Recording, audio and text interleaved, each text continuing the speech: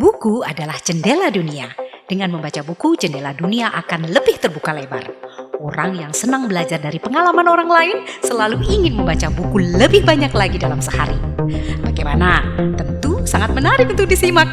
Inilah Paragraf Sang Penyihir. Hai sahabat-sahabatku, apa kabar? Hari ini bertemu kembali dengan saya, tentu dalam program yang sudah ditunggu-tunggu, yaitu Paragraf Sang Penyihir. Dan saat ini sudah sampai pada paragraf segmen yang ke-20. Wow, sudah 20 kali saya membacakan buku-buku berkualitas untuk sahabat-sahabat semuanya ya. Mudah-mudahan apa yang sudah saya bacakan bermanfaat dan tentunya saya mereferensikan buku-buku berkualitas ini untuk bisa dimiliki ataupun ingin memperdalamnya dengan membeli langsung buku yang saya referensikan ya. Dan hari ini tentu ada yang istimewa karena saya selalu bilang istimewa ini ya. Karena saya akan membacakan buku yang luar biasa ya. Buku ini berjudul nih ya. Lucu ya, covernya lucu sekali. Ini kalau sudah ada pink, ada putih, biasanya seperti baju saya ini sangat identik dengan perempuan ya. Jadi buku yang akan saya bacakan adalah berjudul Nice Girls Don't Get the Corner Office 101 ya. Seru banget kayaknya ya dari judulnya ya. Baik, sebelum saya bacakan buku yang luar biasa ini, seperti biasa saya selalu menanyakan nih kepada sahabat-sahabat semuanya, apakah sudah mensubscribe channel YouTube saya ya? Kalau belum, saya tunggu dulu, silahkan untuk mensubscribe, kemudian like, comment, and share ya, agar saya bisa lebih bersemangat lagi untuk membagikan hal-hal yang bermanfaat untuk sahabat-sahabat semuanya ya. Oke, saya hitung 1, 2, 3, 4, 5. Tadadang ya. Dan ingat loncengnya selalu dibunyikan agar tidak terlewatkan apa yang saya sharingkan kepada sahabat-sahabat semuanya. Nah, sahabat-sahabatku, hari ini tadi saya udah bacakan judulnya pakai bahasa Inggris. Tentu gimana ya? Apakah nanti saya akan membacakannya dalam bentuk bahasa Inggris gitu? Oh, tidak ya.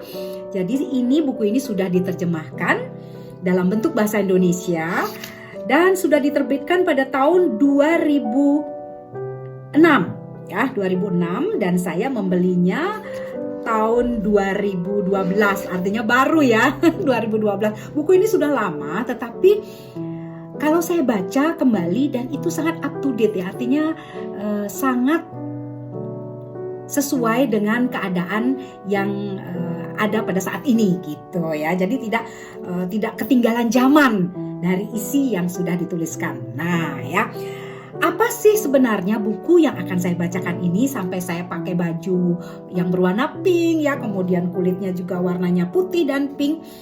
Buku ini adalah sebenarnya bagaimana menceritakan atau menuliskan kesalahan perempuan yang menghambat karir mereka. Aduh, kalau sudah begini nih, pasti semua perempuan yang berkarir, aku pengen tahu apa sih? Ya, jadi kesalahan perempuan yang menghambat karir mereka. Saya sudah membaca dengan lengkap, artinya sudah sampai selesai. Dan memang betul sekali, ada 101 kesalahan, ya 101 seperti bukunya ini, 101 kesalahan yang dilakukan oleh perempuan ketika mereka meniti karir, sehingga karirnya tidak cemerlang ya.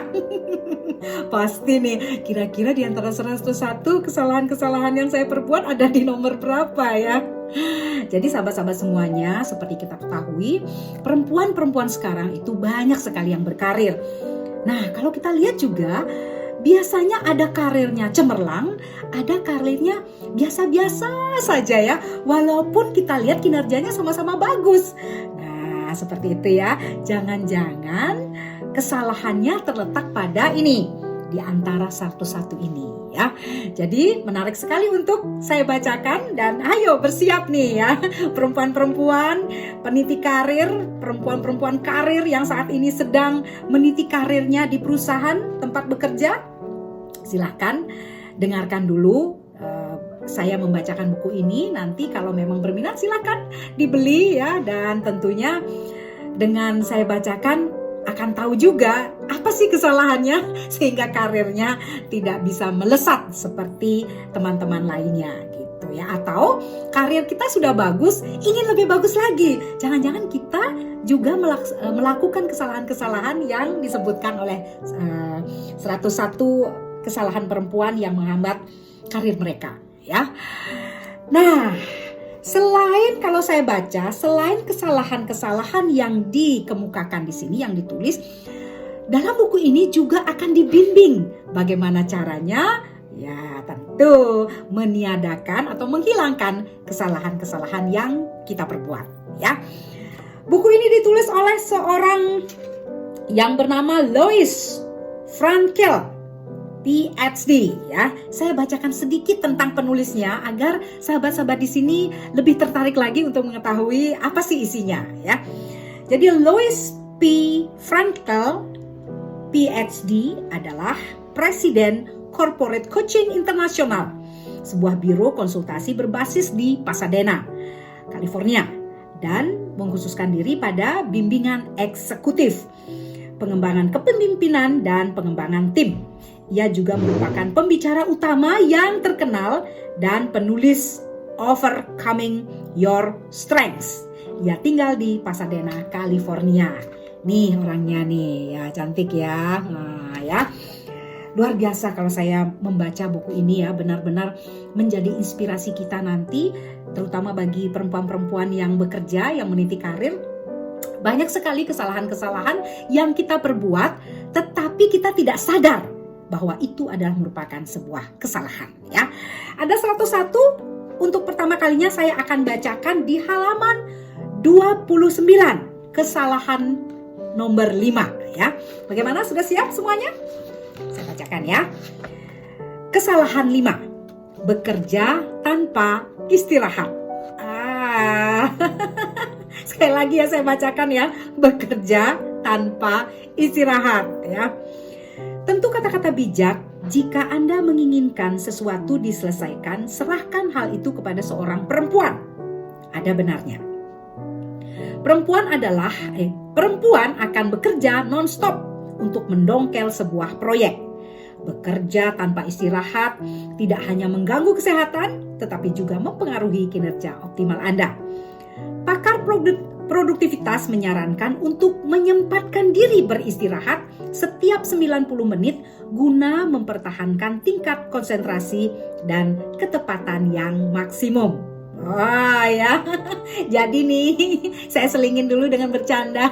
Ibu-ibu, perempuan-perempuan ya yang bekerja keras di kantor masing-masing. Ternyata kalau kita tidak istirahat ya, itu tidak optimal ya kerjanya. Saya lanjutkan nih, wah jauh lebih menarik nih. Bekerja tanpa istirahat juga memberikan kesan bahwa Anda bermasalah atau tidak efisien. Seorang eksekutif mengatakan kepada saya bahwa ia merasa tidak nyaman ketika seorang perempuan yang menduduki jabatan sebagai wakil presiden memberikan laporan kepadanya karena perempuan itu selalu tampil dengan beban kerja berlebih dan tergopoh-gopoh. Kata yang jarang digunakan untuk menggambarkan laki-laki ya. Memang betul kalau katanya tergopoh-gopoh itu bayangan kita perempuan ya. Kita lanjutkan nih. Bekerja pada waktu makan siang atau tanpa istirahat untuk menghirup udara tidak akan membawa kemajuan. Memberi kesan bahwa Anda sudah penuh dengan beban kerja dan tidak tahu cara menanganinya dapat menghambat Anda dari penugasan proyek khusus atau penunjukan yang mungkin bisa memberi pengakuan kepada Anda. Wah, mulai kepikir sekarang ya, jangan sok-sokan untuk gak istirahat ya. Nah, kalau ada hal seperti ini, nah seperti tadi saya bilang, saya katakan bahwa buku ini bukan hanya menunjukkan kesalahan, tapi bagaimana cara bimbingannya agar kesalahan tersebut tidak ada lagi ya. Kiat bimbingan, nah ini penting ya. Kiat bimbingan. Biasakan berhenti sejenak dari pekerjaan untuk relaksasi sedikitnya setiap 90 menit. Kemudian pada awal tiap minggu buatlah jadwal tetap untuk mengadakan sedikitnya 1 kali pertemuan makan siang. Wah, saya banget nih ya. Jadwalkan dalam sehari untuk mampir ke ruang rekan kerja Anda ya, sekadar beramah tamah. Jika orang lain datang berkunjung ke ruangan Anda, hentikan kegiatan apapun yang Anda lakukan dan undanglah ia untuk masuk. Oh, kita disuruh jalan-jalan nih ya ke ruangan yang lain, atau ketika ada orang masuk ke ruangan kita, ya kita harus menghentikan pekerjaan dan mempersilahkan masuk ya. Wah, bagus sekali nih. Memanfaatkan alarm komputer guna mengingatkan Anda untuk beristirahat. Dan kalau alarm Anda mati, tetaplah juga beristirahat ya. Kemudian gunakan jam makan siang untuk kepentingan Anda. Ingat ya, gunakan makan siang untuk kepentingan Anda. Bergabunglah dengan klub Toastmasters, kelompok para pelaku bisnis yang setiap minggu bertemu untuk melatih keterampilan berbicara di muka umum. Benar sekali ya, harus bisa berbicara. Pilihan rute yang memungkinkan Anda sampai di rumah lebih awal sesudah jam kerja, atau berjalan-jalanlah dan segarkan diri Anda untuk kegiatan sore hari. Kalau sekarang Anda berpikir, saya tidak punya waktu untuk hal ini, artinya sudah pasti Anda bekerja terlalu keras. Tanyakan kepada diri sendiri, apakah Anda ingin menjadi merpati atau patung? Wah, saya mulai berpikir nih ya.